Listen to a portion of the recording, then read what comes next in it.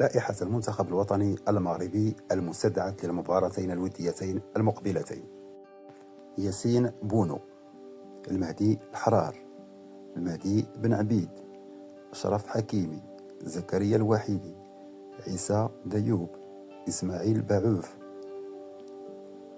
عبد الحميد عيز بودلال، رضوان حلحال، شادي رياد، سفيان الكرواني، أناس صلاح الدين، نصير مزراوي، عز الدين أناحي، إسماعيل السباري، بلال الخنوس، نايل العناوي، سمير المرابط، أسامة ترغالي، محمد ربيع حريمات، إبراهيم دياز، ياسين قاسم، شمس الدين الطالبي، أيوب الكعبي، ياسير الزابري، سفيان الرحيمي، عبد الصماد الزلزولي، أمين عادلي.